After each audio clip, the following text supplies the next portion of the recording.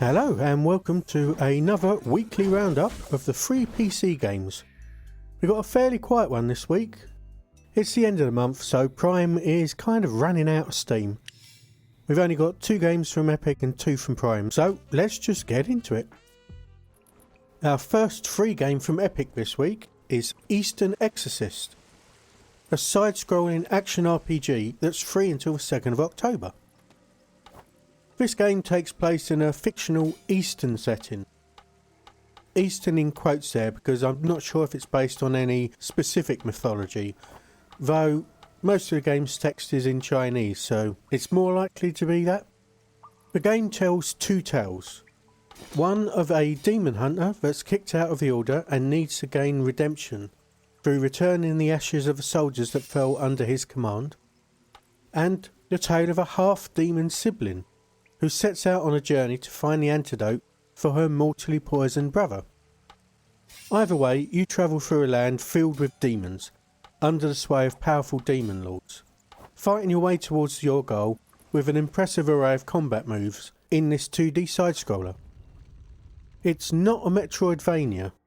It kinda looks like one in places, but it's not. There aren't any pieces of the map cut off until you gain more traversal skills. You start with double jump and air dashes, for example, and it's pretty linear. This is far more about the fighting, which takes place against beautifully drawn backdrops with dynamically animated character sprites. Each character fights differently, though the basics of the fighting are there for both. Timing is important, with combos giving you the option to pause before the final blow until your weapon glints, at which point your last blow will do a lot more damage. Dodging an attack gives you the option to do a dodge counter, and there are parry counter moves that deal a devastating blow if you time it right. Every demon you down needs to be dispelled, or they regenerate for another chance at tearing you apart, Lisa. More moves can be unlocked through the character's talent trees, which also differ depending on who you choose to play. You level up using what I'm going to call souls from demons, because I'm not sure what the actual name is, and that's kind of got a ring to it. These are also used alongside shards to buy new talents. So there is a choice to be made between them if souls are tight. In addition, defeating main bosses give you skills, special abilities that use a resource that builds up as you land blows. The other path to improvement is via equipment, which are typically awarded as storyline quest items. There are only 12 total available, although you can upgrade them using the same souls you need to level yourself up. They give a range of benefits, increasing health, stamina recovery, or skills that you can use in battle, though you can only have one equipped at a time. Bosses are the main thing in Exorcist. It's the real focus of the game. They have armour that needs to be reduced before you can do any serious damage to them, giving you a small window in which to inflict as much damage as you can before the armour regenerates. And the bosses have a fair amount of health even in the early game. Exorcist did alright with critics, with a 76 on OpenCritic and a 73 on Metacritic, though neither site had more than 6 reviews each, and they appeared to be mostly for the early access version of the game, which missed out an entire storyline, so very early on in the development. The view across the board was that this was a beautiful game with solid combat that didn't do quite enough in early access to stand out from the crowd. A negative that was commonly held was the slow regeneration of the stamina meter, which stopped the fluid fighting in its tracks. Localization was also mentioned, as some of the text and all of the voiceover was, and still is, in Chinese. Over on Steam it's very positive, with 86% of people recommending it. Those reviews are split between those that played in early access and those that played the full release. Most people enjoyed the combat, the artwork and the somewhat novel setting and mythology. There was praise for the difficulty level hitting the right mark, though obviously some people found it too easy, some too hard. The story varied in its reception though. Some really enjoyed it, others found it really disappointingly simple. One negative that popped up regularly was the tutorial lasting too long and repeating itself far too often, even when you're playing on your second playthrough or another character. There was no way to skip, which people, and me, also a people, found frustrating. Negative reviews often called the level design boring, and some mentioned the stamina meter as an issue. Translation issues were a problem with everyone, though it varied on how much that impacted their enjoyment of the game. I've played for around 3 hours and I'm enjoying myself with it. I've defeated a few bosses, and I'm not being stopped for too long by new ones. The level design is odd to me though, often with completely empty areas to run through that just seem pointless. I don't know if I'm missing out on secret levels or secret areas. I don't think I am. The two stories are fine so far. Nothing groundbreaking, but it's enough to justify the action, in my opinion. The game is primarily about the combat, and that seems fluid to me. And the bosses have been pretty varied. From what I've read, the game is expected to take around 6 hours or so for each of the stories. There is a New Game Plus available too if you want to max out all your talents and skills and whatnot. If you like 2D side-scrolling fighting games, I think this is probably worth a look, especially as it's free. The other game free from Epic this week is Jorel's Brother and the Most Important Game of the Galaxy Complete Edition. Definitely the longest title so far, which is free until the 2nd of October. This is a point and click adventure game based on the Cartoon Network Brazil's animated series, which focuses on Jorel's brother, an 8-year-old totally overshadowed by his older brother so much he doesn't even get his own name. The game has 3 chapters which can be played in any order, though I definitely recommend playing them in sequential order. The story might not make much sense otherwise. Each chapter takes around an hour, so the entire game doesn't take more than 3 or 4 at most. It's a comedic, self-aware take on point and click adventure games. There's some fourth wall meta style dialogue, and lots of oddball humour that no doubt comes from the cartoon show. Actually, this game is a cartoon really, 3 1 hour or so long interactive episodes that introduce us to a range of interesting characters, and a strong narrative that drives the puzzles that you need to solve by the usual picking up items and using them with the right character or spot on the screen. Everything's highlighted as you mouse over them, so these spots are very easy to find, and there's never that many on the screen at a time. A lot of them aren't actually involved in the puzzles at all, and are there to provide a joke when clicked on. Well, actually, everything basically has a joke attached to it, pretty much. There's no voice acting, and the background music sounds like it's out of YouTube's royalty-free tracks, so not much going on in the sound department. There are some mini-games that involved more arcade gameplay, like shooting spaceships, though I never got the impression that failing was ever going to be an issue. Most of the characters that you can talk to have multiple lines of dialogue, something that is important to exhaust if you want to find all of the collectible stickers, some of which are also attached to a lot of the non-puzzle related interactable objects. There are only 2 critic reviews available, neither for PC, that overall put the game at a 74% if my maths is right.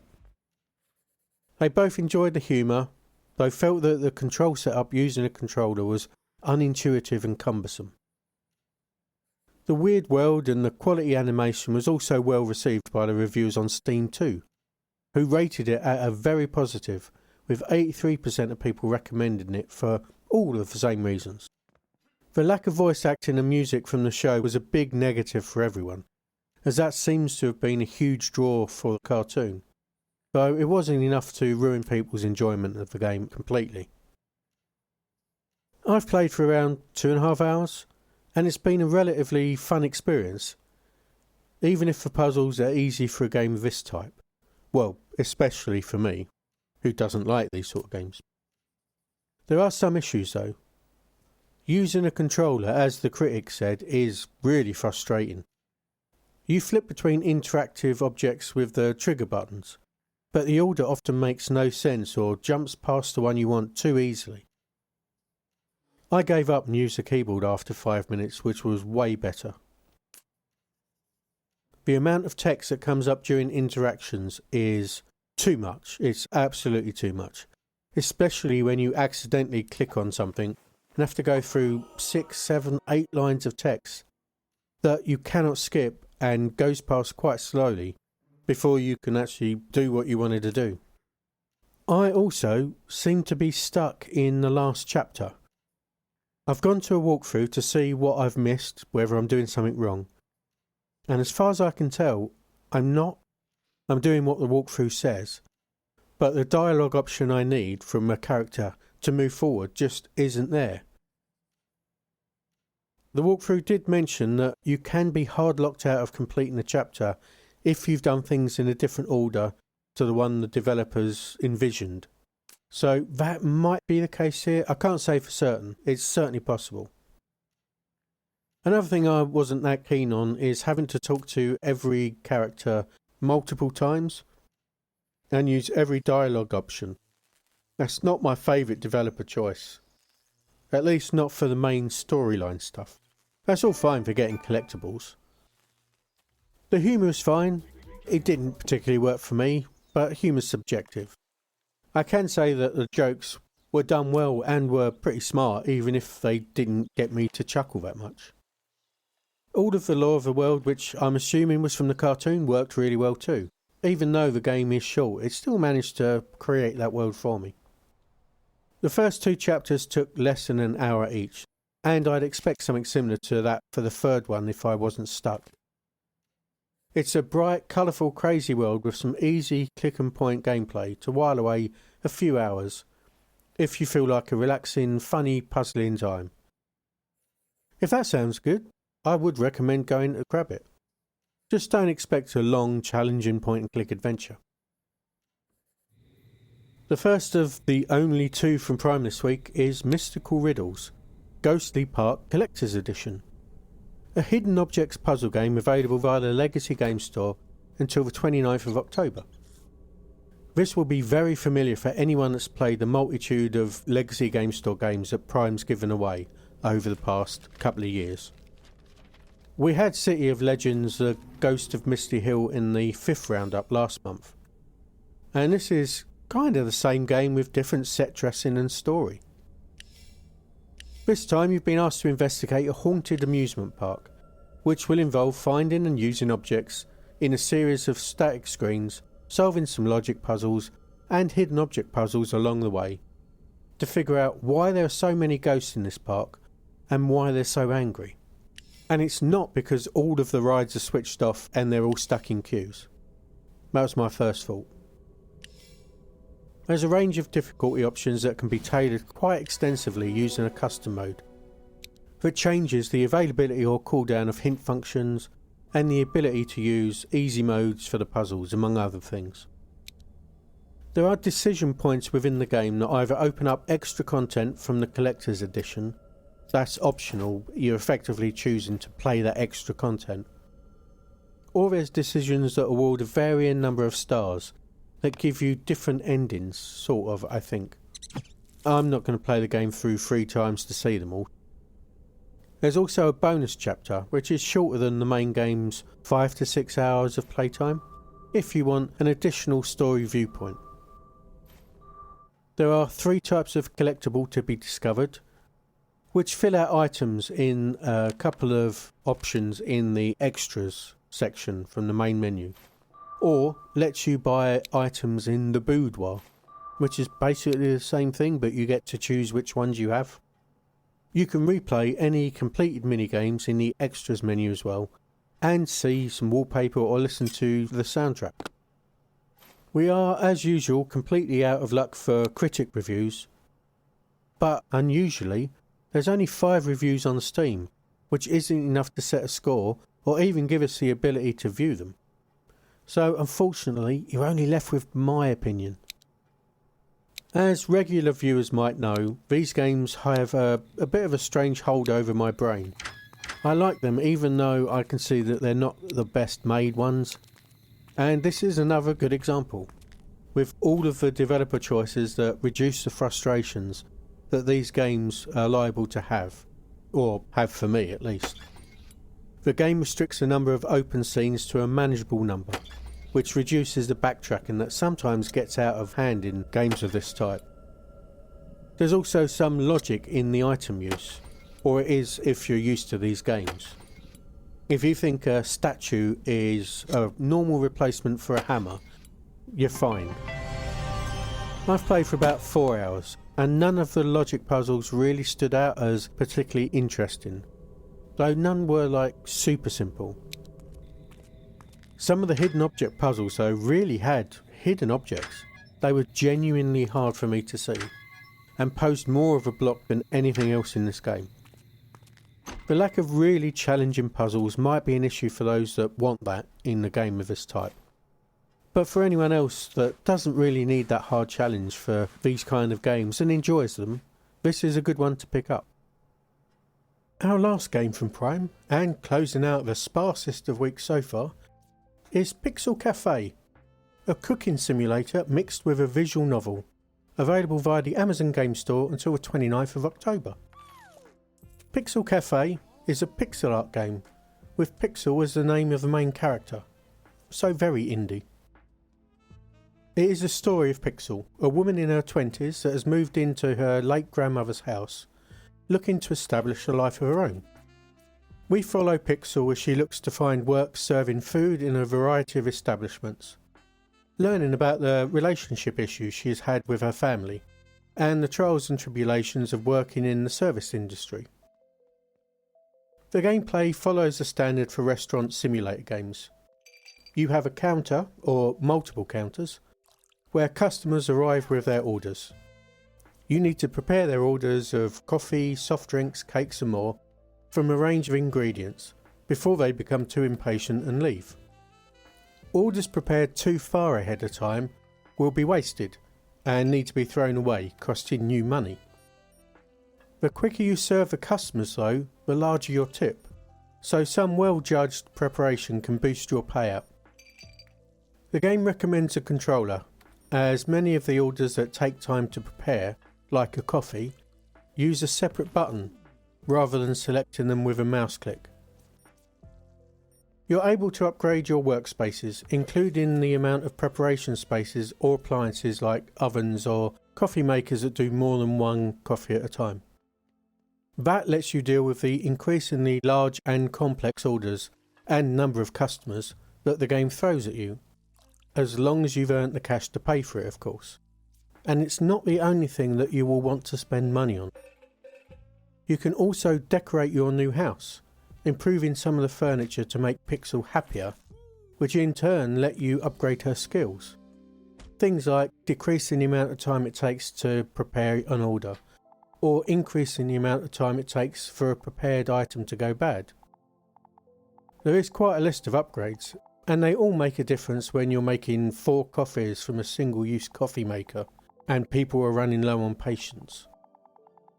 If you really want to earn more money, bonus levels are available that would otherwise be a day off for you, but the difficulty level is significantly higher. You do have the option to replay a level if you've messed it up, and you can go back to any date on the calendar for this month if you want to 100% the game. If everything gets a bit too much, you can use a meter that builds up as you serve customers to slow down time, which obviously speeds everything up for you, helping you to fulfill those large orders that stack up. I could only find 6 critic reviews for Pixel Café across all of the platforms, and only 5 had scores, which added up equate to a 68% rating. Every critic liked the vibes of the game, the pixel art and soundtrack, which they said provided a cosy feeling that was actually strangely at odds with the more pressured gameplay.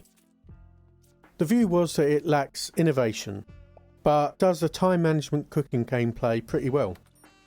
The story divided opinion though. Some found it heartwarming, but others felt it fell flat for them. It was much better received on Steam, with a very positive rating, with 91% of reviewers recommending it. Something that didn't come up from the critic reviews is that this game is a long one, especially for this sort of cooking management type of game. It clocks in at an estimated 20 plus hours, and it has multiple endings. A lot of people really connected with the story, which elevated the game for them. But sometimes hectic gameplay is what these games are all about, and that worked for the majority of people, with a noticeable number preferring to use keyboard and mouse, despite the developer recommendation. There was a feeling among some positive and most negative reviews that it got too repetitive towards the end, with little variation in location or menu for long stretches. For those that gave a negative review, either the gameplay loop of cooking didn't work for them, or the story, or both.